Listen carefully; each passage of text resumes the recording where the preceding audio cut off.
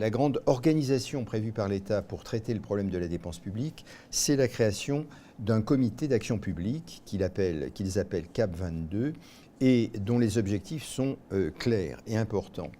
Identifier les réformes structurelles et des économies significatives et durables sur l'ensemble du champ de l'action publique, c'est-à-dire à la fois sur l'État, sur les collectivités territoriales et sur les régimes sociaux. Pour ce faire, s'interroger sur l'opportunité du maintien et sur le niveau de portage le plus pertinent de chaque politique publique. Il est indiqué précisément que des transferts au secteur privé sont possibles. Pour cela, mener des études par ministère, donc chaque ministère est en charge de faire son propre programme qui permettrait de réaliser ces réformes structurelles et ces économies significatives. Et dans le même temps, 5 chantiers transversaux sont lancés, qui sont mentionnés ici. Simplification administrative et amélioration de la qualité du service, transformation numérique, rénovation du cadre des ressources humaines, les sujets allant du statut et des rémunérations jusqu'aux modalités de management des ressources humaines. Organisation territoriale du service public, donc là c'est une analyse possible de la répartition des tâches entre l'État et chacune des collectivités territoriales.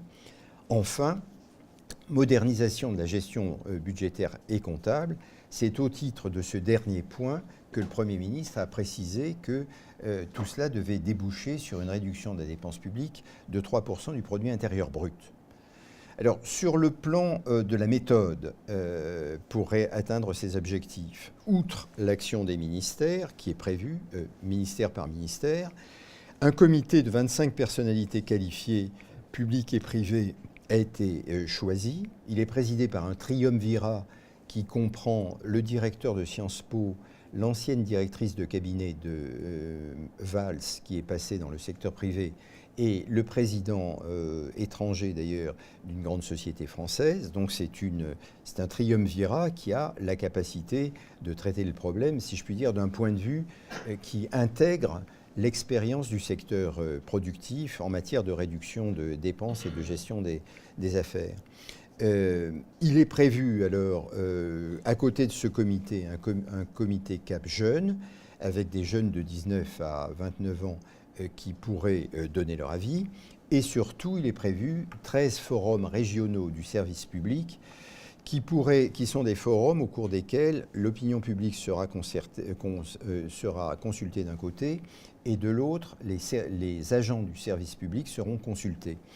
Il y a un grand forum au niveau national et le tout s'accompagnant aussi bien au niveau national qu'au niveau régional de plateformes numériques. Donc il y a un très grand effort d'association des parties prenantes aux objectifs recherchés.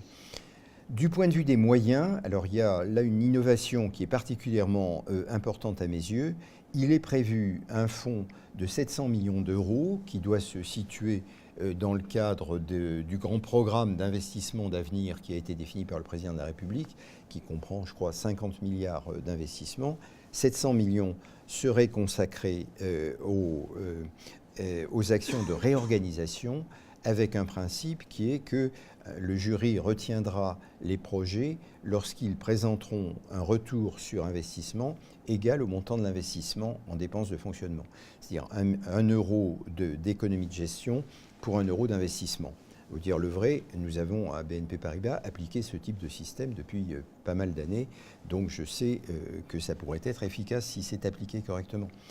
Le calendrier, c'est un calendrier en 2 phases, alors qui donne à penser quand même que le dispositif aura besoin d'un suivi par la suite.